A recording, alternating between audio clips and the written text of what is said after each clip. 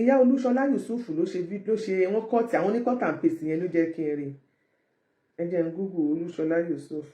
ìmọ̀ ìrọ̀ ṣẹ̀ṣẹ̀ bẹ̀rẹ̀ báyìí. bá stop especially Ìyálájé àti àáfàá yẹn kó stop wọn as a spokesperson wọ́n máa padà kó bá Àgbàlá Gabriel kò sẹ́ni tó yẹ ti Àgbàlá Gabriel bọ́ bí àwọn tí wọ́n láwọn gbèjà tó ń dán defend ẹ̀ yẹn bí wọ́n ṣe ń jáde tó ṣe ń sọ bí wọ́n ṣe ń behave ní platform wọn òun ló ń bí àwọn èèyàn nínú.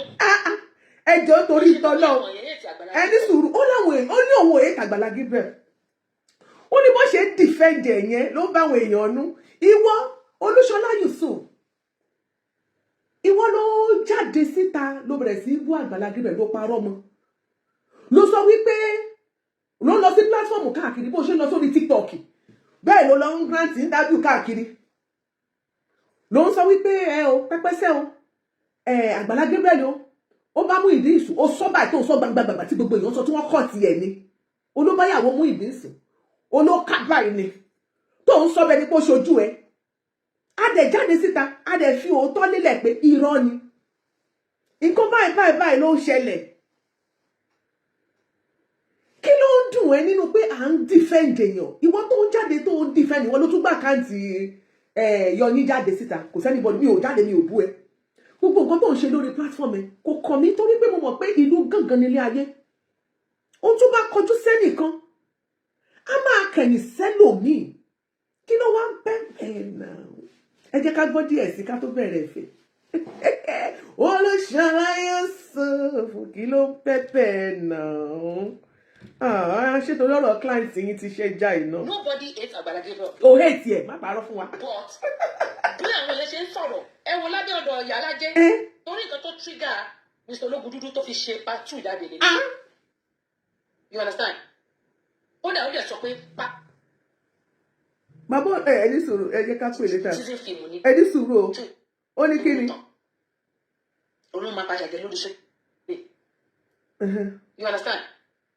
ó dẹ̀ sọ pé part 3 máa tẹ̀lé àwọn pàtì tó máa wá dé. 100. season film ni.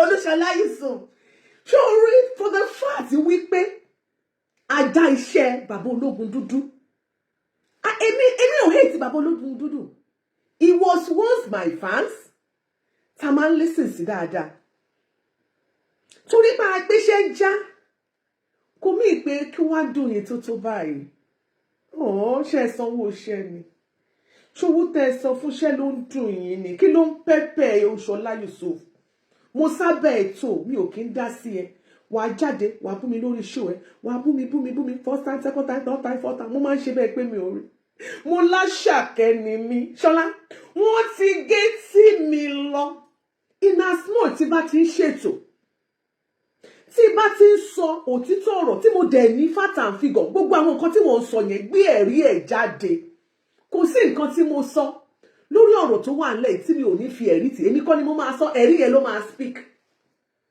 níjọ́ mímíìkì tí mo gbé mímíìkì jáde ṣé bí gbogbo yín lè fi ti ara yín gbọ́ èmi kọ́ ni mo máa sọ̀rọ̀ ẹni tó lọ́rọ̀ ló máa sọ̀rọ̀ bí mo ṣe máa ṣe findings mi ìyẹn fi yẹn lẹ̀ sí mi lọ́wọ́ have you forgotten that I'm a broadcaster and I study mass communication as a communicator mo mà tún wà trained now àbó ti gbàgbé gẹ́gẹ́ bí investigative journalist if I want to investigate if I want to do my findings if I want to search for my news if I want to note for news I know how to go about it I'm a trained journalist for goodness sake ó dẹ̀ ṣe fìgbẹ́lẹ̀ fàgbépo níbi tí a bọ́rọ̀ òdo yìí má jẹ́ kọ́rọ̀ mi ó ní ẹ́ lára now if you have anything to say bring it out with facts and figure jẹ́ kó ajé wòmí jẹ́ kí ọmọ aráyé rí pé òun sọ òtítọ́ bíbélì sọ wípé ká wá dùn gbogbo dájúdájú òun la fi sínú broadcasting we try to investigate we try to bring out ká wá òtítọ́ jáde ká má gbé búbù láwọn èèyàn lọ́wọ́ I don't do that èmi ò ní sọ tí ò ní jẹ́ kí n sọ iṣẹ́ tí mò ń ṣe for donkey years Olúṣọlá Yusuf ọdún yìí ló máa pé 30 years tí mo ti ń sọ̀rọ̀ lórí afẹ́fẹ́ lórí rédíò àti tẹlifíṣàn coming to social media doesn't mean pé mi ò mọ nǹkan tí mò ń ṣe professionalism gbọ́dọ̀ gbọ́dọ̀ wà nínú nǹkan tí n bá ń ṣe. So mi ò lack ẹ̀ like your clients ológun dúdú that lack professionalism tó jáde síta tó sọ nǹkan tí ò yẹ kó sọ láì ṣèwádìí. And I did not even abuse your clients. I only advise your clients. The Mr. Ologundudu. As we all know you, we know your name to be a household name. Please, next time, try to investigate properly. Ẹ máa wádìí ohun gbogbo dájúdájú. Advice tí mo fún clients mi nìyẹn. So why tó wá fi di pé wá ń dùn yín? Why are you coming out for me? Why mentioning my name? You are doing yours on your platform. I'm doing mine on my platform. Ẹ̀fọ́ òkè ńlẹ̀ ẹ̀fọ́ láwo. I want you to know, no amount of words ló lè sọ. Ló fi pé you can use it to discourage me. Mi ò gbọ́ pa, mi ò gbọ́ pé. I know you're ready people pa. Hey, aya. Hey, you say ọ̀sẹ̀ yìí ni. I know they hear anything. Ó bá bú mi látòní dọ́là. Olúṣọlá, mi ò ní bú ẹ padà sọ pé mi ò kì í ṣépè. Tó bá bú mi látòní títí da ìkíndọ́kàn. Mi ò ní bú ẹ, mi ò ní ṣépè fún ẹ. Ẹ má ṣépè yépè ẹ bá bú mi kò ràn mí o. Má bú mi kò ràn mí o. Gàgàgàgàgàgà. Èébú òsó Ọlọ́run. Me, I know they ṣépè. I know they boo you. I'm still standing on my words. Okay? So no matter nǹkan tẹ́ bá lè ṣe, tó bá fi pé bóyá o fi pé tó bá frustrate mi, o ìpè tó ní sí ìyá alájẹ yẹn lẹ máa frustrate. Tẹ́ bá kó ṣé mo bẹ́ẹ̀ ṣe fracas ni? Tó bá wù ẹ́ kó pariwo látàárọ̀ ọ̀dàlẹ̀ tó bá yà àwọn ọmọ ẹ máa lọ ra diaper fún ẹ láti tó rò wọ́n ẹrù dín lórí ọ̀rọ̀ mi ni. Wàláì. Èmi ò máa gbọ́ nǹkan kan tó sọ. Mi ò mà ní bú ẹ Ṣọlá Yusuf. Olúṣọlá Yusuf mi ò ní bú ẹ. Gbóhùn mi ní bú ẹ. Ọlọ́run máa padà jẹ lórí social media yìí. Àwa dẹ̀ máa wòran. Ẹ bá ṣe 100 ẹ máa gbé jáde àwa ti láti rí yín. Gbogbo nǹkan tẹ́ ẹ̀ wá fẹ́ kó jáde. Gbogbo nǹkan tẹ́ ẹ̀ fẹ́ gbọ́. Nítorí pé Ìyálájé kò ní ẹ̀kọ́ ìbánisọ̀rọ̀, kò ní ẹ̀kọ́ bọ́n ṣe máa address public. Ẹ̀gbọ́n. Tó kàn pé rẹ̀ mọ̀ nǹkan náà. Mo gbọ́dọ̀ bá bọ̀ ọ̀rọ̀. Tí ò mọ ọ̀rọ̀ sọ presentation ẹ̀ pọ̀. Ó ló pọ̀. Ó fi Àgbàlá Gabriel ṣe fracas. Imagine lórí òótọ́ ọ̀rọ̀ yìí. Tí wọ́n bá bẹ̀rẹ̀ fracas pẹ̀lú sọ̀rọ̀ ọmọ yẹn ọ̀sẹ̀ tó fi yarun. Ẹ̀gbọ́n ẹ jẹ́ kó sọ̀rọ̀ tán. Mo mọ̀ má dé wíìgì mi ni. Tí wàá gbé ìpín sójú àti lala lẹ́nu. Ẹ̀gbọ́n bó ṣe ń bú mi. Ṣọlá Yusuf ẹni sùúrù. Ṣọlá Yusuf ní pé mi ò yarun.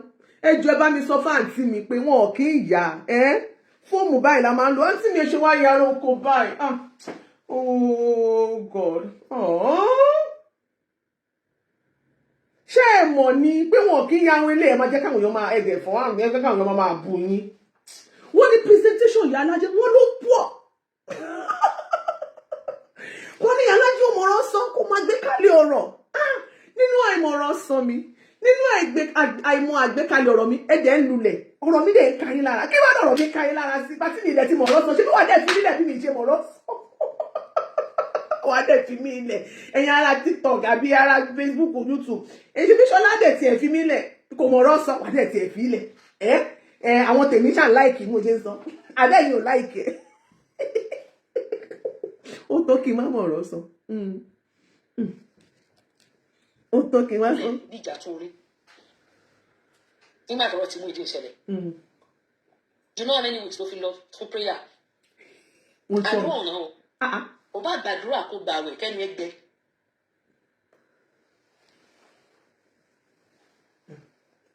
Inú mi dùn. I'm so happy. Aníṣọlá, thank you ma. I love you. I love you. Ọlọ́run ṣe wọ́n ní mo lọ prayer. Ọlọ́run ti ẹ̀ ṣe pàdúrà ní wọ́n ní mo lọ gbà. Ṣé ni pé ìyẹn dà? Thank you for trusting in me. For trusting me so much. Thank you. I love you. Ẹnu tí o bá gbàdúrà náà tó bá gbàwẹ̀ ẹnu ẹ máa ń gbẹ náà ni. Olúwa ó ṣe ó jáyé ògbórúkọ rẹ lẹ́nu mi. Olúwa ó ṣe ó jáyé ó sọ mí dáadáakúdà. Olúwa ó ṣe ó jáyé ó gbà láàfíà mi lọ. Mo mà dúpẹ́ o. Ọ̀nà àdúrà yìí náà dáa. Ó dà ẹ ṣé o ẹ̀yin tèmi ẹ ṣé o ẹjẹ́ àjọ mọ́ gbàdúrà o ẹ̀yin ọmọ táwọn ń ṣe tí wọ́n bóyá àwọn ọmọ ti ṣe pé ṣe pé mo sọ mú láwọn òkè ṣe pé lọ́dọ̀ tó àdúrà la máa ń gbà wọ́n confirm àbí wọ́n confirm ẹ̀ wọ́n confirm ẹ̀ bóyá wọ́n ti lọ wádìí wọ́n ní ìyá alájẹ ò lépa yín àdúrà ló ń gbà ìyẹn náà má dẹ̀ dá o ẹ ṣé o ẹ ṣé gan ni ẹ ṣé o. You understand? Tó bá kó gbà rẹ̀ kódà kó yẹ kó wà tí Jésù lójó ń jẹun tí ìwà ẹ̀ bá dáa pẹ̀lú wà tó ń wù. Téèyàn mọ̀ bá Jésù jẹun wà láì wá rẹ̀ dáa. Àǹtí mi téèyàn bá ń bá Jésù jẹun ìwà rẹ̀ dáa. Because kò sí ìwà ọmọlúwàbí kankan ní ara. Ṣọlá. Ẹṣin iwájú òní tẹ̀yìn dẹ̀ ń wò sáré. Ìwọ ni mo máa bá wí ṣọ́ra àfọ̀ oníláwà ní ìyẹn tí ń tó òun jẹ ló ń wá. Ṣorí Yàyà Gàmbàrí tí òun kan lẹ̀ lẹ́kọ̀ọ́ tiẹ̀. So ìwọ ni wọ́n dẹ̀ ń rí tó fi ń sọ̀rọ̀. Point nìyẹn. Ìwọ náà ń tẹ̀lé lẹ́yìn. Ṣẹgbọ́n ẹ̀ṣẹ̀ tí mo ṣẹ̀ nìyẹn. Because wọ́n bìí wọ́n lè mí ni wọ́n ń rí. Èmi ni wọ́n ń tẹ̀lé. Ó sọ bẹ́ẹ̀ pé nǹkan tí bá ti ṣe lórí pé orí show mi ni wọ́n máa ń pick nǹkan tí wọ́n máa ń sọ. Torí ẹ̀ ló ṣe ń wá fún mi. Because ó believe wípé iṣẹ́ yẹn à ń block ẹ̀. Ó ń dùn ó. Ọmọ náà Rosemary. Ó ń dùn gan. Meat pie. Oh, Olúṣọlá. Why now? In the pepper you. Meat pie. I'm a fire meat pie again, you know. Oh, now wow, Olúṣọlá. Àfìgbà tẹ́ lulẹ̀ yìí kàn lè pepper you. Thank you. Now wow. Bookie 5 Bigs, God bless you, see that. Ní pé o fi number 60 sí ọ̀rọ̀ Àgbàlá Gabriel. Wọ́n mi fi number 60 sí. Wọ́n mọ̀ pé bó ṣe handle kéèsì Àgbàlá Gabriel yẹn kọ́ ló yẹ kó lè handle it. Because he has a lot to lose. Àgbàlá Gabriel has a lot to lose. Kò ní kankan àbí tí o bá sọ́nà ló wọ́n lórí ìkẹ́. No, people like him kìíní kan àwọn èèyàn ń ṣe òpònú náà ṣé bí wọ́n rí náà ṣé bí wọ́n rí tó ṣe. Filẹ̀. And I'm telling you, the more you keep doing this, the more ló máa lójú àwọn èèyàn máa là. Wọ́n mi. The more lójú àwọn èèyàn máa là. Ẹ jẹ́ kó sọ̀rọ̀ díẹ̀ káwá tí wàá yan ọ̀nà tó sọ.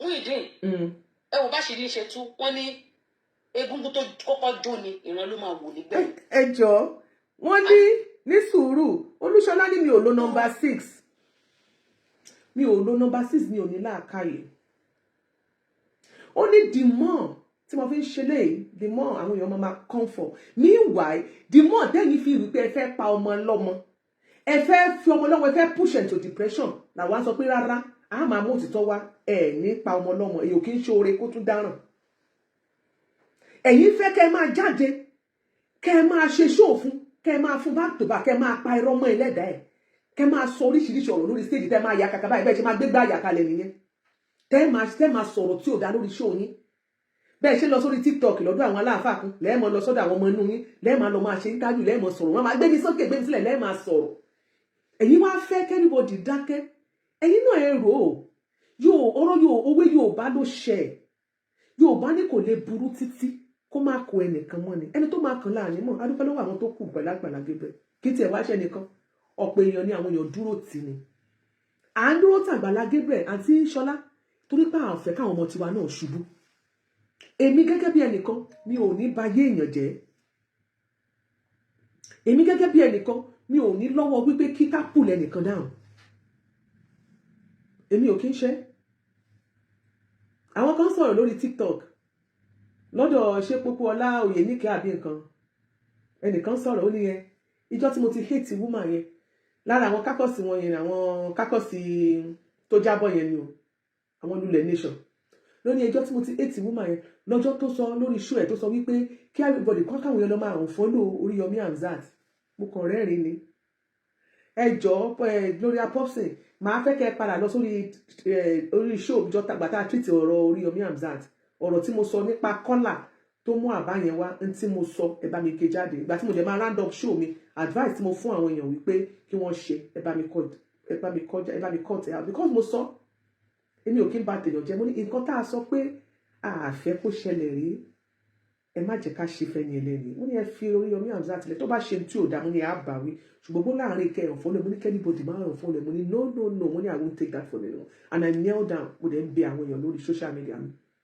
ṣùgbọ́n ṣe é mọ̀ pé ẹni tí ò bá ti fẹ́ rèèyàn tẹ́kùn ti wà ní kákọ́sí wọn wọ́n máa ránra wọn jáde síta ni ṣùgbọ́n gbogbo wa kọ́ ni òpònú gbogbo àwa ta nílàkàyè ẹni tó bá rú lójú you can go back to my page ẹ lọ wá show tí wọ́n ṣe pé Oríyọmí Hamzat gbogbo ẹ̀ ló ní caption yìí tó bá ti ní caption you can go and rewatch it pé nǹkan tó bèrè sọ ẹ kọ́ ti ọ̀rọ̀ tí mo sọ wípé ibi tí mo sọ pé kọ́ lọ unfollow ẹ kọ́ ti ẹ̀ jáde ẹ post ẹ yànnà náà ẹ fọ́n kálé pé Alájẹ sọ báyìí bí tẹ́ ẹ ti gbọ́ pé mo sọ lásán àbò abálọ̀rọ̀ yìí tẹ́ ẹ ṣe TikTok lọ́dọ̀ Pópóọlá Oyèníkẹ́ gbogbo nǹkan tẹ́ ẹ sọ yẹn àti tó sọ dáadáa àti ẹ tó gbé bàbá ológun dúdú gòkè àti ẹ tó gbé lọ sísàlẹ̀ kò káyé in tó wà ń bẹ̀ ni wípé ìwà tí bàbá yìí wù àṣírí ẹ̀ ti tú síta ìwà tí bàbá yìí wù èmi kọ́ ni mo sọ bàbá yìí ló fẹnu ara ẹ̀ sọ kí ló wá ń dùn yín bẹ́ẹ̀ client yín ẹ gbé owó fún ni ṣé ẹ gbé owó fún client yín ni àbẹjọ ń ṣiṣẹ́ pọ̀ mi ò mọ nǹkan tó dà yín pọ̀ bọ̀ èyí yóò wù tó bá dà yín pọ̀ kò kàn mí client yín tó bá lọ sórí show ó lọ sínú studio kó lọ ṣe part 1 to 100 kódà kó ṣe part 1 kó ẹni kó bá ṣe part 1 to 5,000 gan fèmí náà ṣe pé orúkọ mi ti ṣe kiri mo ti wà nínú àwọn tó máa ṣé òkú tẹ́ bá mọ ológun dúdú tẹ́lẹ̀ àwọn èèyàn tó máa ń so tí orí tó bá tiẹ̀ ti wí irú tó ètò èmi náà tó bá sọ pé òun tún fẹ́ ṣe ewì fún mi báyìí èmi náà ti wà nínú àwọn personality nìyẹn ní Nàìjíríà èmi náà ti wà nínú àwọn top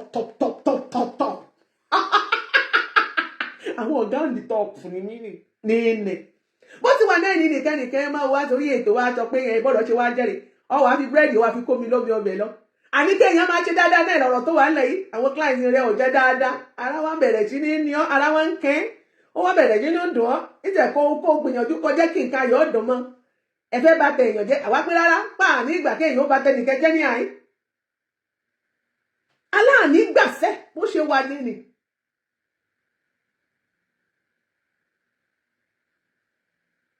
So ọ̀rọ̀ bàbá ológun dúdú tó ń dùn yín yẹn if I were you ó yẹ kẹ́ ẹ sọ fún client pé bàbá mi tọrọ dé dúró ẹ lóòótọ́ àláìka Àgbàlá Gabriel ní kákọ́sì wa à ń bàjá o àfẹ́ràn ẹ o àhẹ́ẹ̀tì ẹ o à ń gbìyànjú kó jábọ́ tọ́lọ́wọ́ òde ní jẹ́ kó jábọ́ ṣùgbọ́n ibi tẹ́ ẹ gbé wà yìí kò wọ́n ti jáṣẹ́ wa bàbá ẹ jẹ́ ká tún lọ strategize ó yẹ kẹ́ ẹ lọ rí strategize ni bàbá ti ń rí strategize ọlọ́run ọba mi sì bẹ̀rẹ̀ ọba tí ń tún wọn ká mi wọ́n gbé dáná ọ̀rọ̀ ẹ pé Alájẹ ò ní láàká rẹ̀ ìyá Alájẹ ò máa gbé kalẹ̀ ọ̀rọ̀ kò ní number 6 Miss Mayo now wow àì máa gbé kalẹ̀ ọ̀rọ̀ àìní common sense tí ò ní number 6 kò pé èmi náà mọ̀ pé kò pé 6 ṣùgbọ́n bí ò ṣe pé yẹn náà ló jáṣẹ́ ológun dúdú Ọlọ́run kò dìgbà tó rí bá rí fàákìá kó tó dorí ire orí mi ìwà ìwọ́n máa ń rí gbó kẹ́bí àgbo Bàdágìrì báyìí wàhálà bó bá dẹ́mbàsì lẹ́ẹ̀kan náà báyìí kan ni wọ́n fún visa orí mi torí gèrè mọ̀ báyìí ó lè dẹ́mbàsì lẹ́ẹ̀mẹ́wàá kó mọ́ gba visa orí ló ní ṣe orí la fi mẹ́ran láwọn. àyànmọ́ ògbógun orílẹ̀ lẹ́jọ́ mo ní orílẹ̀ lẹ́jọ́ òye orílẹ̀ lẹ́jọ́ wa àyànmọ́ ògbógun orílẹ̀ lẹ́jọ́ mo lólórí orílẹ̀ lẹ́jọ́ òjàre ará mi àyànmọ́ òkùnkùn gbógun ẹ̀yin ará ẹ̀yin tèmi yẹn ń gbádùn mi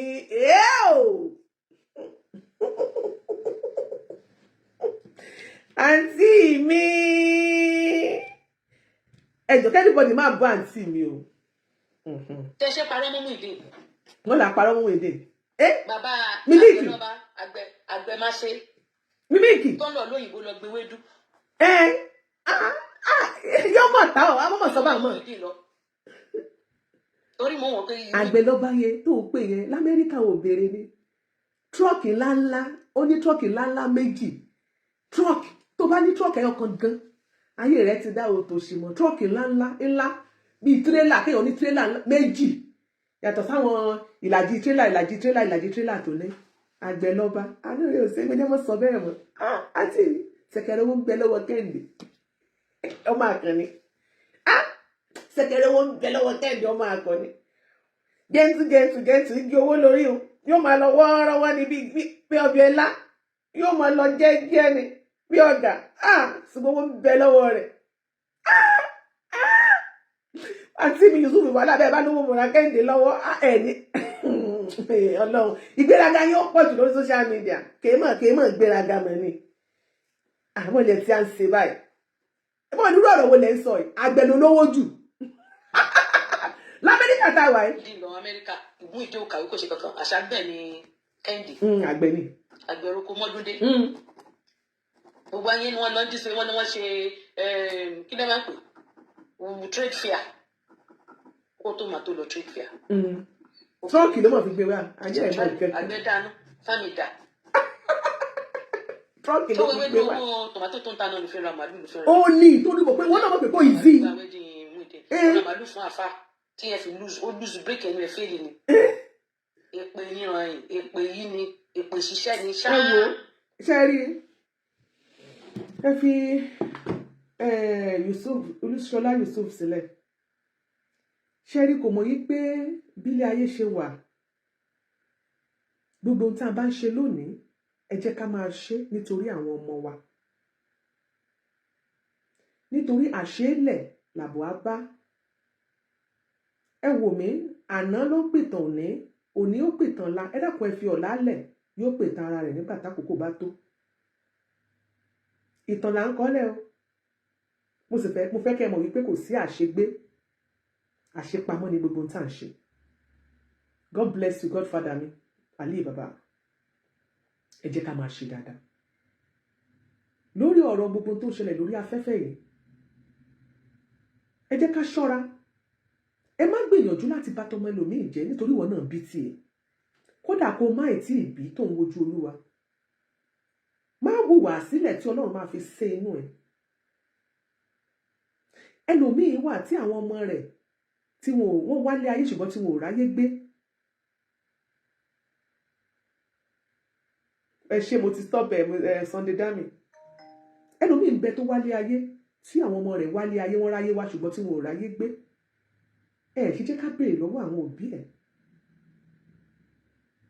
ẹ jẹ́ ká béèrè lọ́wọ́ àwọn òbí ẹ̀ kí wọ́n gbélé ayé ṣe ẹlòmíì lónìí ogun tó ń jà ìyá rẹ̀ ní àfọwọ́fà ogun ilé ayé ẹ̀ ó délé wòlíì mẹ́wàá lónìí wọ́n ní ìyá rẹ̀ lájẹ ìyá rẹ̀ lè mọ́ lájẹ ṣùgbọ́n ìyá rẹ̀ ló lè ṣe pé òun ló ṣeé ṣe kó jẹ́ kó fa okùnfà ogun tó wà nínú ilé ayé ẹlòmíì bàbá ẹ̀ ni ilé mi ṣe ń kọ́ wa ni mo ṣe ń ṣàlàyé ni mo ṣe fẹ́ kí gbogbo ẹ̀ tí ẹ bá jẹ́ olólùfẹ́ mi ẹ jẹ́ ká gbélé ayé ká ṣe dáadáa pàápàá jùlọ Bíbélì sọ wípé ó ní a ó bẹ ẹ̀ṣẹ̀ bàbá wò lára ọmọ kì í ṣe bàbá àti ìyá náà kọ́kọ́ sọ bàbá ni o kì í ṣe bàbá ní ọkùnrin ní kọ́kọ́ láti ìran kìíní títí dé ìran kẹrin 4 generations ìyẹn ni wípé ẹ wo ìjìyà tẹ́lómi ìbá rẹ̀ lónìí ó ṣeé ṣe kó jẹ́ pé true ìjìyà àwọn ìyà tó ń jẹ bóyá òun ìran kejì àbí ìran kẹta àbí òun ìran kẹrin.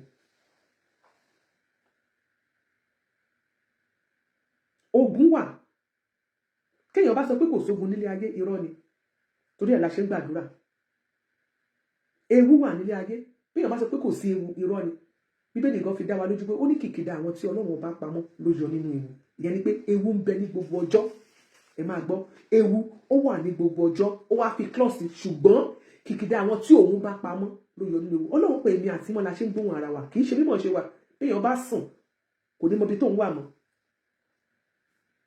When you sleep, you don't know where you are.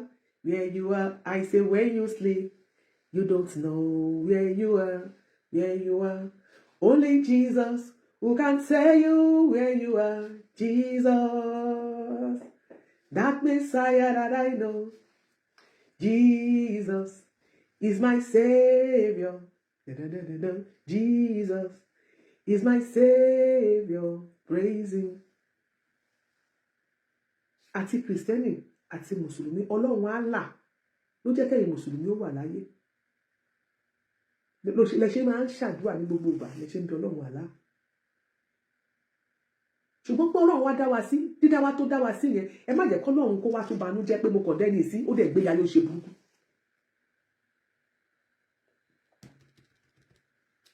ẹ lọ ṣe dáadáa ẹ má dúró síbì kan máa condemn ẹnìkan even though gan Ṣọlá Yusuf máa gbọ́ mi Olúṣọlá ṣòun gbọ́rọ̀ mi báyìí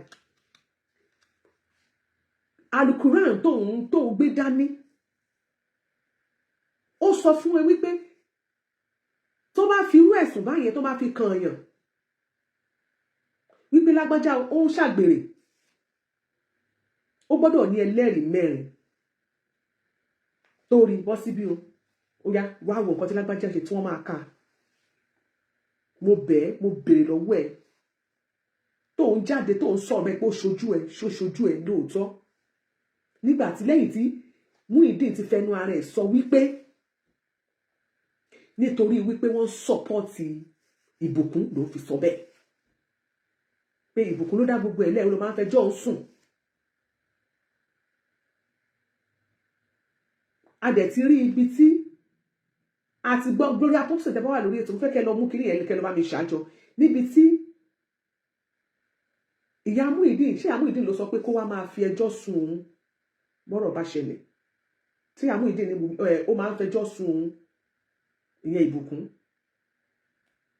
bó bá ṣe nǹkan tí ò dá tí ìyá máa bẹ̀ pé má wọrí ó máa òkè ó rẹ̀ pé Ìbùkún ló sọ̀rọ̀ yẹn tó bá ti lọ fẹjọ́ sùn yẹn ìgbà nìyẹn ni má wọrí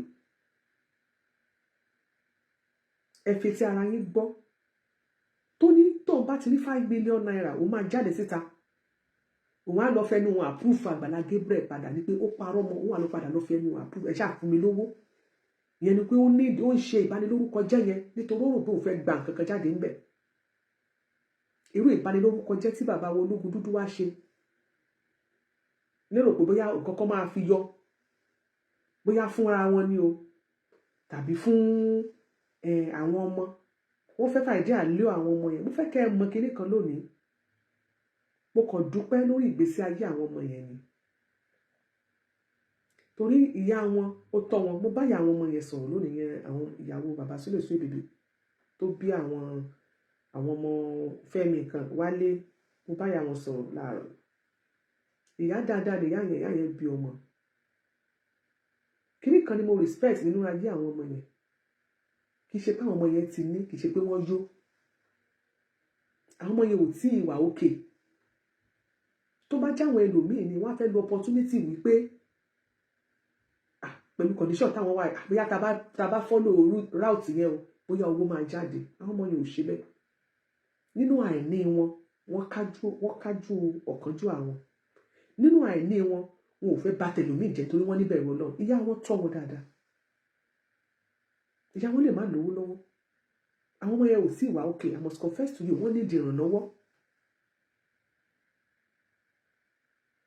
ṣùgbọ́n àwọn yẹn rò pé àgbọ̀dọ̀ wá sọ pé torí káwa sọ pé torí a ní ìdìrànlọ́wọ́ káwa bà yé olóore kan jẹ́ wọ́n gbìyànjú kọ́ mú àwọn ọmọ yẹn sọ́dọ̀ wọn nínú fídíò yẹn tẹ́ bá wo géèmù yẹn ó lọ́ǹgì kan ṣùgbọ́n Ọlọ́run kàn sọ wípé òun yẹ̀yẹ́ ìmọ̀ wọn ìmọ̀ àti ète ni ẹ má bà tẹlòmíì jẹ́ bàbá Ológun Dúdú ẹ̀rù wá bẹ̀rẹ̀ sí tọrọ àforíjì gan nínú àwọn ewì tẹ́ ti ṣe sẹ́yìn tẹ́ ti lẹ́ fi bú àwọn èèyàn tẹ́lẹ̀ fi tú àṣírí àwọn èèyàn tẹ́ fi sọ̀rọ̀ àwọn èèyàn ẹ̀rù wá ń bà mí àwọn tá a ti gbàgbọ́ nígbà yẹn kó má ṣe pé irú báyìí náà ni tẹ́ ẹ̀ ṣe findings tẹ́ sáré bẹ́ síta tẹ́ ẹ lọ ṣe tẹ́ sì bà wọ́n lórúkọ jẹ́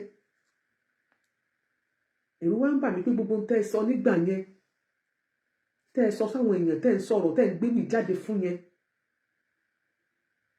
ṣé wọ́n ṣe lóòótọ́ ṣé wọ́n jẹ̀bi ẹ̀ lóòótọ́ tó arákùnrin tẹ́ ẹ ṣe yìí ní 21st century yìí ó jẹ́ ká mọ̀ wípé àwọn kì í ṣiṣẹ́ ìwádìí dáadáa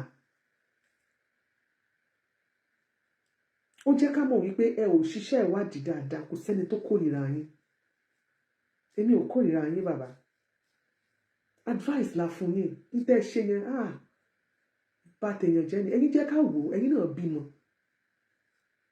ẹ wá mú Démọ́lá ọmọ Amúṣàn ẹ wá fi sí nínú ṣù wípé ó jẹ́ ọ̀kan nínú àwọn ọmọ yín, ọmọ tẹ́lẹ̀ bí ni, ọmọ 31 years,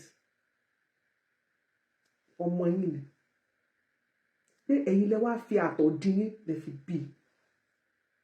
Mo bẹ̀ yín nítorí ìtọ́ náà. Tí ó wá ń larú gbàásgbòs kọjá lọ́dọ̀ àwọn irú táwọn Yusuf ṣe lọ́tún àtàwọn ajígiri arìngìnì wọ́n jà. Àfa àfọlọ́run ṣọ́ kankan.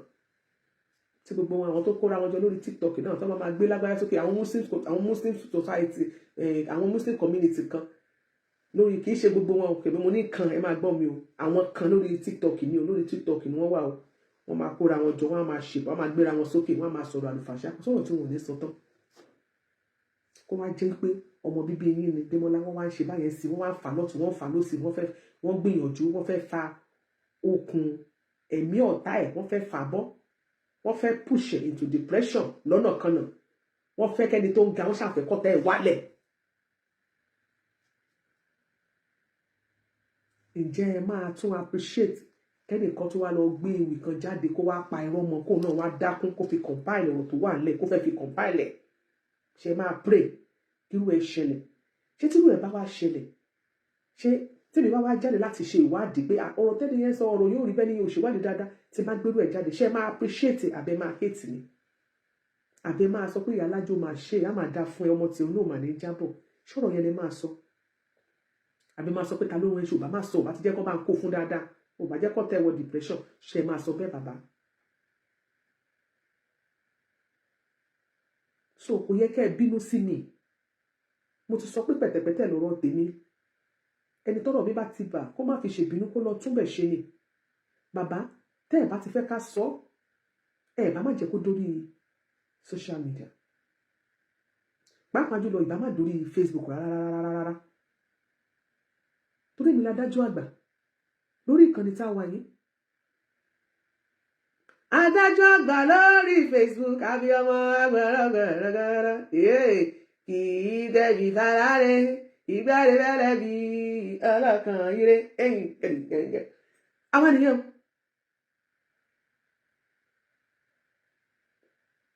bọ́rọ̀ bá ṣe jẹ́ la ṣe máa sọ. Mi ò dẹ̀ tí fúnra yín lẹ́sàn tẹ́ ẹ fẹ́ kí káyé gbọ́. Ẹ̀yin lẹ sọ nínú ọ̀rọ̀ yín, ẹ sọ wípé ọmọ Nàìjíríà ló máa ń dájọ́ Nigerians. Tọ́nà bá dẹ̀ rí bẹ́ẹ̀, àwọn ọmọ Nàìjíríà tí ń bí pẹ̀lú nǹkan tẹ́ ṣe yìí, wọ́n rí wípé kò bá má ṣẹ̀yìn, ní tó ká wọn lára ni pé bàbá ológun dúdú, tó jẹ́ pé orúkọ yẹn household name ni, tó jẹ́ pé bàbá ológun dúdú tó máa ń respect. Níbi tẹ́ ẹ dé yìí bàbá, àtúbọ̀tán lẹ̀ bá rò, ọjọ́ alẹ́ lẹ̀ bá rò, nítorí àtòmímọ̀ ní kò tó àtànámà náà o. Kò sí bó ṣe wù kẹ́ ẹ pẹ́ láyé tó, ìtẹ́ ẹ ti lò sẹ́yìn ẹ̀ tún lè padà lórí ọjọ́ orí yẹn mọ́. Àwa yìí náà làwa máa ta kéré sí láàmà sọ pé bàbá ológun dúdú, bàbá ológun dúdú, nígbà tó bá yàtọ̀ náà bá dẹ́mi yín sí, tẹ́ ẹ dàgbàdàgbà, tẹ́ ẹ dògbò, tẹ́ ẹ bá lọ bí àgbà rìn. A sì máa rá àwọn ọmọ yìí, a máa rá àwọn ọmọ yìí. Ojú wo lẹ fẹ́ ká máa fi wò wọ́n nígbà tó bá dárúkọ pé ọmọ bàbá Kúnlé ológun dúdú ni wọ́n? Ṣé káwọn èèyàn sá sẹ́yìn fún wọn ni àbí kó súnmọ́ wọn? Bàbá ológun dúdú, a ò kórìíra yín. Ohun tó ṣẹlẹ̀ yìí bóyá Ọlọ́run ó fi pèdè ọ̀rọ̀ fún yín ni. Ọlọ́run fi pàṣàmọ̀ ọ̀rọ̀ fún yín ni. Ọlọ́run fẹ́ kẹ́ lọ retrace steps ní bàbá. Tó bá jẹ́ pé èmi ni yín, àtúnṣe ni mi ìbá wá lórí ọ̀rọ̀ ìrìn àjò tó wà níwájú yín. Lórí orúkọ tẹ́ ti ń build for years, lórí iṣẹ́ tẹ́ ti ń ṣe for years. Ó yẹ kẹ́ lọ sit back, kẹ́ wá máa ṣe àgbéyẹ̀wò rẹ̀. Mo sì fẹ́ kẹ́ mọ̀ wípé owó fún ni ò tó yàn bàbá. Bẹ́ẹ̀ èèyàn bá mówó wá, ẹ gbà bàbá bá ní ṣe ìfẹ́ nìkan. Bàbá bí tẹ́ bá yín dé, tẹ́ bá ṣe yín dé, ẹ jọ ẹ̀kọ́.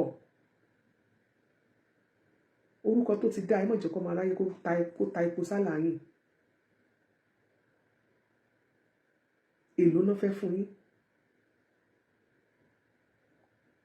Ẹ̀yin náà ẹ wo kinní kan. Ọlọ́run fi ọ̀rọ̀ Àgbàlá Gabriel ó fi pòwe fún yín ni o. Níjọ́ tẹ́ ti ń gbé àwọn èèyàn ńláńláńlá tẹ́ ti ń ṣe ìfún wọn tẹ́ ti ń gbé wọn wálẹ̀.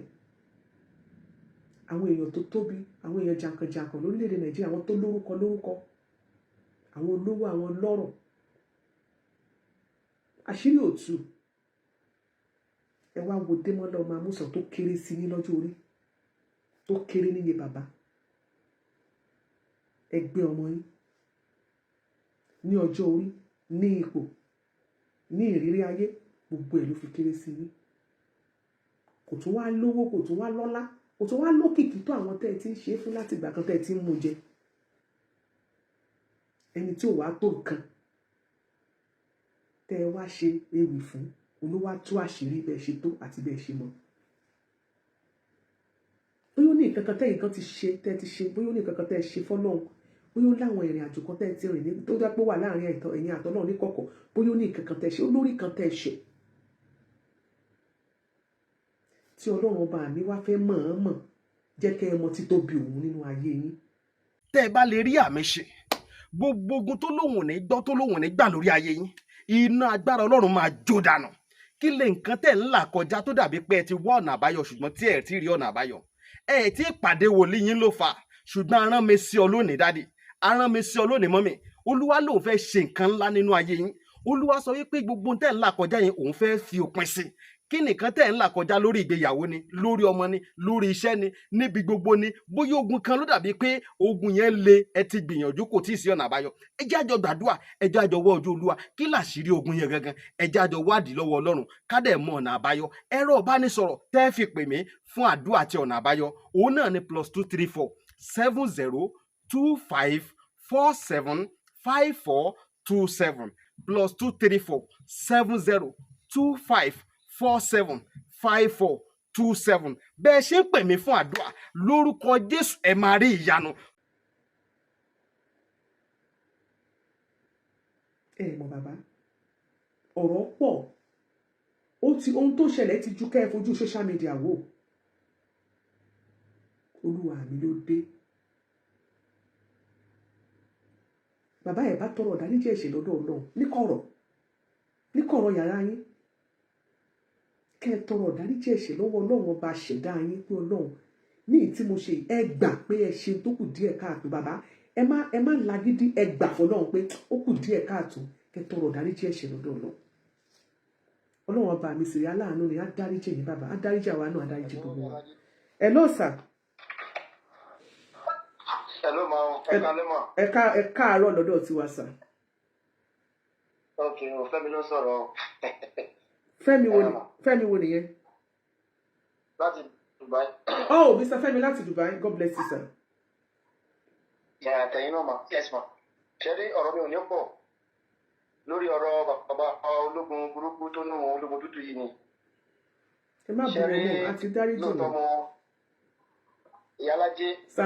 Ṣé rí kọ́ máa gun ọ yìí? Kọ́ máa gun ọ ẹ máa ń sọ yìí. Ìjọ tí Godfather pè wọlé ní over weekend ẹ ṣe ẹ gbọ́dọ̀ sọ pé ló gbé àwọn ẹ̀fì àwọn tó máa fún wọn sílẹ̀. Ṣé rí àgbàlagbà tó bá ti sọ àgbàdo bọ́ọ̀dì ó ti di aláwàdà ìdíyẹ. You understand? Bẹ́ẹ̀ni. Téèyàn bá hùwà àrífín wọn ò ní fi lọ. Bí mo ṣe wà ní ṣe tí mo yẹ jọmọ ìtìrẹ ara mi, àwọn tó tẹ́mi náà tó jù lọ, mo mọ mo ṣe ń díù pẹ̀lú wọn. Because mo wà lórí ọwọ́ mi. Tí bá kọjá àyè mi tó bá rí mi fín èmi mo fà á. Ṣé lórí ọ̀rọ̀ Àgbàlá Gabriel yìí, bàbá yẹn ti kọjá àyè ẹ̀. Ọmọ Nàìjíríà bá pè lájà, wọn bá pè lẹ́ran, ó tó bẹ̀.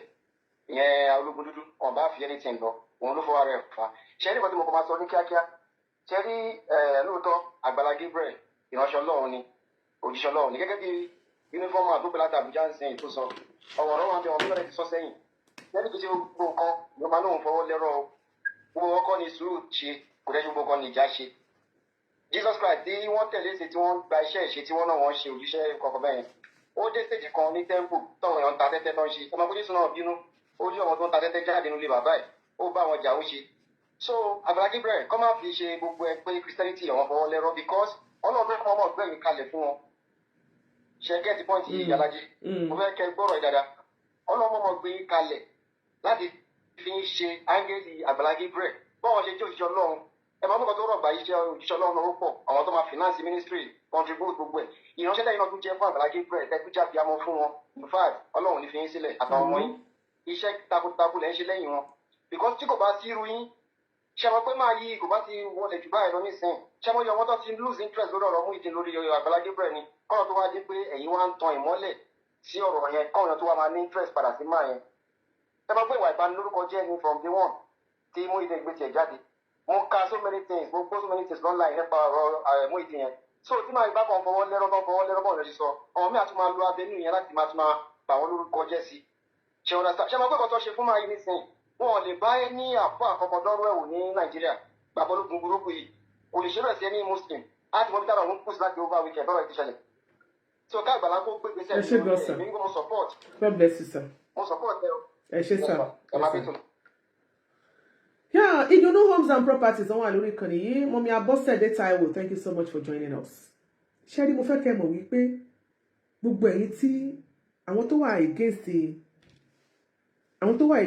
ẹ jẹ́ gbé wọn wọlé ẹ lọ sà ẹ bá mi hold on sà mo fẹ́ sáré sọ̀rọ̀ kan sà gbogbo ẹ̀yin tí ẹ wà against Àgbàlá Gabriel báwo yóò ṣe wà against ẹ nígbà ọ̀rọ̀ ẹ bá wa reduce volume tẹ̀ tí ń gbọ́ wa Godfather báwo yóò ṣe wà against ẹ wọ́n bẹ̀rẹ̀ sí ń bu nígbà tọ́rọ̀ Muyideen ìṣẹ̀lẹ̀ báwo yóò ṣe ń jáde wọ́n rò bó tọ́ ni ajáde anírọ́ọ̀dì ìgbà tí bàbá ológun dúdú náà tó bẹ̀rẹ̀ tiẹ̀ anírọ́ọ̀ni tí wọ́n bẹ̀rẹ̀ anírọ́ọ̀ni ìgbà tá a tún wá tá a gbé fàtì jáde everybody wá rí àṣírí bá àṣírí yẹn ṣe rí nìyẹn wọ́n tún lè jẹ lọ káná bá tún jẹ lọ tá a tún mú àṣírí yẹn tá a tún àṣírí wọn wọ́n á tún kàn balẹ̀ àwọn èèyàn tó rò bó tọ́ ni o wọ́n tún máa pariwo káàkiri torí máa yàn sọ̀rọ̀.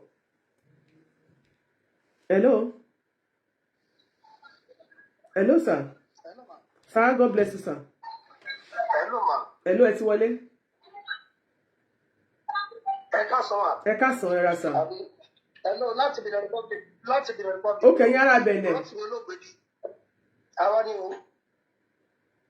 Ìṣẹ́jú kan ẹ bá wa sọ̀rọ̀. Ẹ máa bá wa sọ̀rọ̀ ẹ ń gbóhùn mi ẹ má gbóhùn fóònù yín àmì. Mo gbọ́ iṣẹ́ rí lórí ọ̀rọ̀ bàbá yẹn gẹ́gẹ́ bí àwọn callers ti sọ ẹ jẹ́ kí pásítọ̀ kọ́ act lórí ẹ̀. Ẹ jẹ́ kọ́ act lórí ẹ̀. Dẹ́ lórí ọ̀rọ̀ ẹ̀yìn yẹn. Idiot ni woman yẹn. Mo lè tẹ̀rù woman yẹn kémi náà bẹ̀rẹ̀ fracas. Olórí burúkú ni. Ẹ má ṣe pé fún Ṣọlá Yusuf. Ó bá ti fi agídí. Àǹtí mi mọ̀ ní. Agídí tó fi ń sọ̀rọ̀ yẹn kò lè jẹ́ kọ́ mọ̀ nǹkan tó ń ṣe. So irú woman yẹn ẹ má jẹ́ ká ti ẹ̀kọ́ rẹ̀ kó rárá. Bàbá yìí tó bá jẹ́ pé woman yẹn jẹ́ nìkan tó wà sensitive. Bàbá yìí kan nígbà tó bá yín sọ̀rọ̀ tẹ́ ẹ̀kọ́ ọ̀lẹ̀. Nǹkan tí bàbá yẹn sọ ni pé òun máa lọ adjust. Bẹ́ẹ̀ni. Bàbá yìí dẹ̀ tún wá ṣe part 2 ẹ̀dẹ̀ lélẹ́yìí. Alájà rẹ̀ ó tún jẹ́ lọ́yà láìpẹ́ irú investigation ló fẹ́ ṣe. Bẹ́ẹ̀ni. Tó bá jẹ́ pé ó jẹ́ àgbàlagbà ṣé ó ju gbogbo wa lọ ni. Ọjọ́ orí ẹ̀wọ̀n ọ̀dẹ̀ ni kó fún ma ba nǹkan jẹ́. Bẹ́ẹ̀ mi bọ́ ṣe kéré wọn yìí mo tó Àgbàlá Gabriel bí lọ́mọ. Ọ́sùlàdẹ̀ làwa náà tó bá wà fortunate pé kọ́kọ́ ẹ̀ balẹ̀ tó fẹ́ jẹ́ kọ́mọ ọlọ́mọ wálẹ̀ ni. Òun níyà kò ní bàbá rà. Arúgbó dẹ̀ wà lọ́dọ̀ ẹ̀. Kò tiẹ̀ ó Why kù are they like that? Malam Yusuf Adepoju mo respect ẹ so much. Tó bá jẹ́rú ẹ̀ ni bàbá yẹn dú, ó tún máa bá rẹ̀ ní court. Ee bọ̀dá mi, wọn mọ̀ gba nọ́sẹ̀nsì. Ó tún máa bá rẹ̀ ní court. Máa yóò gba nọ́sẹ̀nsì. Iṣẹ́ Ọlọ́run ọ̀tọ̀, iṣẹ́ ayọ́. Àná máa sọ mi pé ìyá alájẹ ìwọ ló máa ń bẹ̀ mí. Malam Yusuf ni wọ́n á kó àtẹ̀mí àti wọn bá sọ wọn ní ìyá alájẹ ìwọ ló máa ń bẹ̀ mí. Ẹnìkan tuntun ṣe báyìí, ó dẹ̀ máa lẹ́rìí ẹ̀dá ní tiẹ̀ nìyẹn. Àti máa bú ìyá alájẹ tiwa, àwọn ọgbọ́n máa kọjú dàda. Òun náà dẹni jẹ lọ́wọ́ ẹ̀. Ẹ ṣe máa bẹ́ẹ̀ tó lọ. Ẹ má ṣe pé fún wọn, ẹ ṣe God bless you. Godfather. Ali Baba. Ẹ má jẹ́ kí orí kó sú àná. Okay. Hello. Sir. Ọmọ ẹ̀kọ́ ètò. God bless you, sir. Ìyá àtọ̀nà ìkọ̀kan wà ní bàjẹ́. Àmì o Jésù. Lálàkọ̀kọ́ ẹ̀yin fáànù Alájẹ ẹ má bínú. Ẹ jẹ́ ká máa bá ìyá Alájẹ tó bó bá ṣe ń tó nǹkan. Wọ́n ní kẹjọ ká dáríjì ológun dúdú bó tilẹ̀ jẹ́ pé ológun dúdú ò ní dáríjì ara rẹ̀. Torí ó lákìkì wọ́n stọ́gbọ̀n. Nígbà tí Alájẹ ti ní ká dáríjì wọn, ẹ jẹ́ ká bá wọn gbà bó ṣe fẹ́. Ẹ jẹ́ ká dáríjì wọn.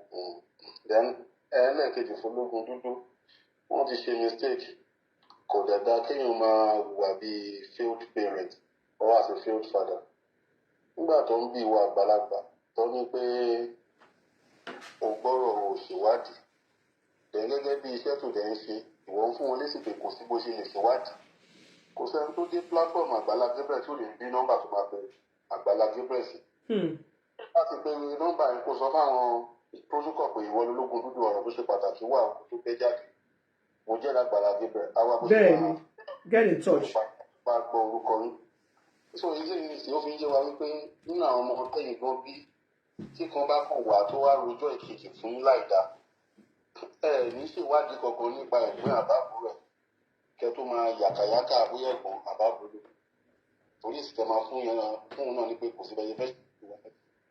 So ìyẹn lọ bẹ́ẹ̀ bẹ́ẹ̀ni alájíṣẹ́ nípa Olúṣọlá. Mo ń bọ̀ ẹ má ti mo ń bọ̀ ẹ jẹ́ ń tán mo fẹ́ tọ bluetooth ká lè gbọ́ yín dáadáa o. Mo ń bọ̀ ẹ ní sùúrù o. Bluetooth connected. Mo ń connect bluetooth mo fẹ́ ká gbọ́ yín dáadáa. Ó yá ẹ dọ́sà. ìyá ló mọ̀. Ó yá continue ẹ bá a sọ̀rọ̀ báyìí. So nípa ti Olúṣọlá Olúṣọlá náà kàn ń try àti jẹ́ káwọn èèyàn recognize kọ́ káwọn èèyàn kíkó òun mọ̀rọ̀ àbí kọ́ jẹ́ pé òun náà exist. Olúṣọlá is a nobody, complete nobody, total nobody. He is a total failed person, failed mother. So náà kàn ń try láti figure ara ẹ̀ out because ìyẹn òun ṣe yẹn release yẹn is out of human being. Then Yalaje, mo fẹ́ kẹ́ jẹ́ pé mọ nǹkan kan. Wọ́n ní ọ̀rọ̀ Àgbàlá Gabriel kò surprise mi. Kò dẹ̀ lè ever surprise mi. Because kí ni reason ni pé Ọlọ́run nìkan ló lè bá Àgbàlá Gabriel pa náà. Ẹ jẹ́ kẹ́ mọ nǹkan. Bí Àgbàlá Gabriel bá ṣe ń grow ni problem ẹ̀ máa pọ̀. Pé kí ni ọ̀pẹ̀kẹ́ tẹ̀ ń dàgbà. Inú ọmọ Ádámọ̀ ń bàjẹ́. Ọmọ Ádámọ̀ máa bàjẹ́. Ẹ jẹ́ kẹ́ mọ nǹkan. Ṣé rí ogun t'Àgbàlá Gabriel face? Ṣé rí 30% ló wá láti ọ̀dọ̀ iṣu Muyideen Ajígini Arigini 30% péré ni o. Ṣé rí àwọn colleagues Àgbàlá Gabriel gbogbo tó jẹ́ church àwọn leader church nǹkan àwọn pastor jẹ́bi ẹ̀bẹ̀ ibẹ̀ ni 50 ti wá o. Because ìbànújẹ́ ni fún ọ̀pọ̀lọpọ̀ wọn tí wọ́n rí bí ìgbédìdí ẹ̀ bí ìgbéga ìtẹ̀síwájú ẹ̀ bó ṣe skyrocket. Wọ́n náà ṣe dáwọ̀ èèyàn dúdú nìyẹn. Ẹ rí pé ó máa ń ṣẹlẹ̀ láàrin ẹ̀gbọ́n àtàbúrò kan sí family. Tí ẹ̀gbọ́n máa rí àbúrò tí ìyá ẹ̀ bí tí bàbá ẹ̀ bí pé ó ń ṣe ìṣerere ó ní lọ síwájú inú á dẹ̀ máa wá ọ̀nà bó ṣe máa bá ti àbúrò wọn jẹ́. Ọmọ ọdún mélòó ni Àgbàlá Gabriel? Ìgbà wo ló bẹ̀rẹ̀? Ibi tí ìbànújẹ́ wọn dé nìyẹn. Ẹ wo nǹkan tí Ọlọ́run fi fún, ẹ wo bí òkìkí ẹ̀ tàn dé, ẹ wo bí tí Ọlọ́run gbé agbára fún dé, ẹ wo bí tí ó fi ènìyàn mímọ̀ sọ̀rọ̀ dé. Àwọn kan dẹ̀ ti wà for the past 15, 20, 25, 30 years. They are nobody. So àwọn pípù yìí ni wọ́n wá tara wọn pọ̀. Àwọn kan tó wá tó jẹ́ pé méjì ẹ̀ ní. Pé àwọn náà ń ṣiṣẹ́ ibẹ̀ kò sẹ́ni tó mọ̀ wọ́n. Àwọn náà ń gbé ogun gidi pẹ̀lú ẹ̀. Ǹjẹ́ bí Jésù tí wọ́n gbà jẹ́ bó ṣe fi rán wọn ni. So kí Àgbàlá Gabriel kó kàn bílí pé nǹkan kan wọ̀ exist. Kó má gbé nǹkan kan sọ kó bílí pé wọ́n lẹ́yìn kó dojúkọ Ọlọ́run ọba ẹ̀ kó dojúkọ Ọlọ́run ọba ẹ̀ nìkan. So àwọn angus tó ti máa rí wọn lè fílẹ̀ torí pé nǹkan tí Ọlọ́run ṣe fún ó lágbára jọjọ orí ẹ̀ lọ lẹ́yìn ibi tí Ọlọ́run mú lọ ó ju àwọn tí ó kù lọ. So nípa ìdí èyí ẹ ṣáàjẹ́ ká máa fi àdúrà ràn wọ́n lọ́wọ́ àdúrà torí lẹ́yìn eléyìí wọ́n ìmí tún yìí ń bọ̀ wọ́n fẹ́ jẹ́ kó tiẹ̀ máa exist mọ́ ni. Ẹ̀dẹ̀ wúwo nǹkan tó ń ṣe ní ìsìn ọ̀pọ̀lọpọ̀ èèyàn tó ti kó bá nípa pé ó ń ṣàánú kò sí ó máa reduce èèyàn kan ò lè dé sí kó lóun fẹ́ kọ́lé fún kò possible. Àbí tá a bá fẹ́ kọ́lé ti Àgbàlá Gabriel gbọ́ngàn tá a kò máa fi hàn sí tó bá ti síìkì tán àbí tó bá ti dàgbà tó lọ sí àgbáárì tó ti kú ọkẹ́rù ẹ̀ kúrò ọ̀fun ẹ̀lómìn nílé. Tó níwọ̀nba ilé Ọlọ́run bá wa dúró ó gba àwọn ọ̀tá tí wọ́n dẹ̀ ń ro lọ́tún lósì tọ́mọ̀ pé lótìtọ́ àwọn fi inú bí wọn lọ́ fi ń tìtẹ̀ Ọlọ́run bá tẹ̀ wọ́n mọ́lẹ̀ Ọlọ́run bá wọn rán wọn ṣe àlọ́màdì lórúkọ Jésù ẹ máa bí tó lọ ẹ ṣe mọ́. Ẹ ṣeun sir, God bless you. A máa gbà pé díẹ̀ ká tó kúrò ká sọ̀rọ̀ ìṣẹ́jú kọ̀ọ̀kan pápápá ìṣẹ́jú kọ̀ọ̀kan. Hello. God bless you mọ́mí wa. Yes, Myra, ma ẹ fi iṣẹ́ náà mà. Yes ma. Ọlọ́run á túbọ̀ máa tì yín lẹ́yìn amáróyìn lágbára. Àmín o. Mo dúpẹ́ first time tí mo máa wọlé tí mo máa pè lélẹ̀ mà. First time caller. Ẹ fi iṣẹ́ takuntakun mà. God bless you ma. ọ̀rọ̀ nàìjíríà wa yìí ìjọba ò dá ìjọba ò rójú èèyàn kankan ìjọba ò lè hẹ́pù èèyàn kankan àwọn ara wa ta tún hẹ́pù ara wa òun náà tún gbógun tẹnẹ lẹ́nu yìí àwọn èèyàn wá dẹ̀ nídìí help. ọlọ́run máa dojú ìjà kọ gbogbo wọn lágbára ọlọ́run àmín. gbogbo àwọn ológun dúdú àkókò yìí gbogbo wọn tó wà lábẹ́ mú ìdílé gbà tí mú ìdí òsọ sí òun làwọn ṣe wá ń jáde lẹ́yọ kọ̀ọ̀kan fúnra ara wọn àwọn tó ń bá kí mú ìdí òun làwọn ẹni tẹ́ ẹ̀ rí òun ìyẹn ṣe nígboyà láti ṣe òkùnkàn tó ń ṣe ẹrù ọ̀rọ̀ mi yìí wò ó ló ṣe nígboyà tó láwọn pẹ̀lú ìgboyà wọn lárákùnrin ilé òkú kó má ṣe nǹkan tó ń ṣe àgẹ́sà Àgbàlá Gabriel gbàtọ́ ni pé kò sọ sí àtàrí gíní àrègíní wọn ọmọ ẹ̀kọ́ gbọ́gbọ́n ṣe bí pẹ́wẹ́ fi ti ẹ̀sìn ṣe ọ rí pé kò wọ́ọ̀k òun lọ́lọ́ ṣe tí wọ́n jáde lẹ́yọ kọ̀ọ̀kan yìí ṣẹ́ńgẹ́tì mi mà ọlọ́run máa fún yín ní ọgbọ́n àti màá ti òye. ẹ ṣé mà àmín ẹ ṣé gan ma God bless you. ọlọ́run ò dẹ̀ ní fi ní sílẹ̀ lágbára ọlọ́run. àmín mà ẹ ṣé God bless mo appreciate kọ́ yín mà amen. hello ìṣẹ́jú kọ̀ọ̀kan. hello yalaji. hello sir. hello ma. ẹ káàárọ̀ sir. ẹ rà ma. yes sir. iṣẹ́ ma. yes sir. ẹ jọ ma point méjì ni mo fẹ́ raise. yes sir. ṣe rí nǹkan tí ó ń ṣẹlẹ̀ yìí ṣẹlẹ̀ anybody tó bá ti wà láyé yìí tó máa ń bẹ ẹ̀yìn kọ ibi tí ìmọ́lẹ̀ bá wà. tẹ́pẹ́ tó bá sọ pé òótọ́ lílé tẹ́pẹ́ nìyẹn máa ń kọ́yìn sí. ṣe rí ọlọ́run máa ń bá wa sọ̀rọ̀ àwọn aláàtò kí ń fura ẹni yẹn ò ṣèyàn lásán. ṣẹ́gẹ́tì ni so most of a lè máa rí wọn ká náà pé èèyàn bíi tiwa ni wọ́n pọ̀ sí ẹlòmíín ló wọn ẹ̀mí tó ń gbé ló wọn ó yàtọ̀ sí ẹ̀mí tó ń gbé ló wọn ordinary person. kò sí ẹni tó normal tí ò ní ẹ̀mí kẹ́ẹ̀dì tó máa lòdì sí iṣẹ́ rere tó máa kejì ń ṣe tàbí tó máa sọ pé àkókò jábọ́. Number 1 ni ẹ mà. Number 2 mà ṣé ẹ̀ ń gbọ́ mi mà. ẹlẹ́ẹ̀kejì ni pé ṣé rí bàbá ológun tútù yìí ẹni tí èèyàn respect tí èèyàn máa ń rò pé àkóńtọ́ mi nǹkan tó ń sọ ọ̀tọ̀ ọlọ́run pè wá sákèésì pé most of nǹkan tí bàbá yìí sọ kí gbogbo àlọ́ máa tọrọ àforíjì. kì í ṣe nǹkan tó fojú rí ó kàn ń sọ nǹkan tí ò rí. I will cite an example. Bí bàbá yìí ṣe sọ nígbà kan nìyẹn tán ní kí wọ́n ti ń pè wọ́n ní pig ó ti gbàgbé ní Yorùbá kí wọ́n ti ń pè wọ́n ní pig ńlá kan ẹlẹ́dẹ̀ ńlá kan ó wà nínú ọgbà èèyàn kan lára àwọn politician ẹni ò ní dárúkọ ẹni yẹn wọ́n ní ẹlẹ́dẹ̀ yẹn aláboyún ló máa ń gbé mi pé aláboyún ló máa ń fún jẹ gbogbo wa jẹ́ believe pé bàbá yẹn bàbá burúkú yẹn ó wà lára kan tó ṣe pé bàbá yẹn ní ó ṣà ṣẹ́gẹ́tì mi sọ gbogbo kíní wọ̀nyí ni bàbá yẹn ti ń ṣe but mo Yorùbá máa ń sọ̀rọ̀ kan wọ́n ní nǹkan tó yẹ bá ti ń ṣe níyì ó máa padà ṣe tẹ́ bàbá yẹn ti ṣe tẹ́ àsìkò ẹ̀sìn wọn nílé yìí and if care is not taken kọ́ máa bára dáradára fún ẹ ṣe gan ma. ẹ ṣé gan God bless you. nǹkan tó ṣẹlẹ̀ ni wípé èmi mọ̀ pé Ọlọ́run kàn fi pè wọ́n ṣàkíyèsí ni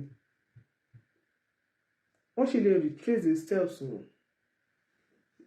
Yeah, because nǹkan tó ṣẹlẹ̀ yẹn ó jẹ́ kí a rí òkodoro ọ̀rọ̀ gan bọ́dọ̀ bá dẹ̀ ti rí báyẹn kò ní ìdí ìkanra mọ́ kò ní ìdí kéèyàn wá sọ pé bóyá ẹ tí wàá lọ ṣe báyìí no èèyàn gbọ́dọ̀ restrain this mi ò ní ó kù ẹ̀yin ó kù Ọlọ́run láàrin ẹ̀yin àtọ́lọ́run ní gbogbo ohun tí ṣẹ́rí gbogbo téèyàn bá ń ṣe lẹ́kùn sẹ́ni tí ò kì í ṣàṣìṣe okay for instance ìgbà tí a ṣe show fún àwọn olórin nígbà tí a ṣe show àwọn olórin àwọn onífújì ìgbà yẹn tí mò ń ṣe tí mo sọ̀rọ̀ Táyé Currency pẹ̀lú àwọn boys ẹ̀ àwọn Kánù kankan àti kìtẹ̀ lórúkọ ẹlẹ́ẹ̀kejì yẹn o Kánù Elégbè àti tó ń lùlù yẹn tó wà ní Canada tó sápò lẹ́yìn ẹ̀ èmi sọ fún yín pé kò mí pé wọn ò lè jọ ṣe mọ́ lóòótọ́ nǹkan ṣẹlẹ̀ nígbà yẹn wọ́n sì jọ ṣe é jẹ́ káti ẹ̀ fàṣìkò káti ẹ̀ tún fi sọ̀rọ̀ wọn kò mí pé ìlejò ṣe mọ́ irú Táyé Currency anytime tó bá fáìn dára ẹ̀ ní Canada you can talk to your boys they are still your boys.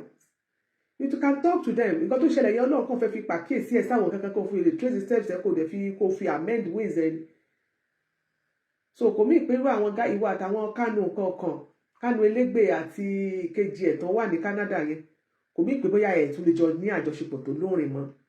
Ó fẹ́ lọ kọrin ó fẹ́ lọ tó bá dé Canada ó fẹ́ lùlù àpá àwọn boys ẹ̀ ni but you need to ṣe àtúnṣe ẹ ṣàtúnṣe gbogbo èyí tó ṣẹlẹ̀ sí ẹ ṣàtúnṣe there is always another chance tá bá lè máa fúnra wa ní chance àwọn a lot of things ló ń ṣẹlẹ̀ mi ò rí ti Wàsíù náà ṣùgbọ́n nǹkan tó ṣẹlẹ̀ láàrin àwọn àti bàbá Ọlọ́run kàn fẹ́ yọ àwọn kankan bẹ́ẹ̀ fáwọn náà káwọn náà fi tún àwọn kankan ṣe káwọn amẹ́sì àjẹkẹ́mi náà ṣe báyìí àṣebí àṣekùtì àṣe èyí ò kí ń gbọ́ tàn bí ilé ayé ṣe rí nìyẹn. Ẹ jẹ́ ká gba ìpè yìí sí. Hello. Hello, Iyalaje, ẹ káàsán. Ẹ káàsán sir, God bless you. Yes, so mo ń pè láti Port Harcourt. Ẹ̀yin ará Port Harcourt. Hello. Hello sir, à ń gbọ́ yín sir. À ń gbọ́ yín, à ń gbọ́ yín. Yeah, ẹni o mọ reason why tí Agbala Gabriel lè take legal action now because this thing is getting out of hand. Ṣé ń gbọ́ mi ma? À ń gbọ́ yín sir, gbogbo ara la fi ń gbọ́ yín. To be sincere, it's getting out of hand because I see no reason why somebody will be ungrateful like that. So money is not easy. And if somebody helps somebody, I think somebody needs to be appreciated rather.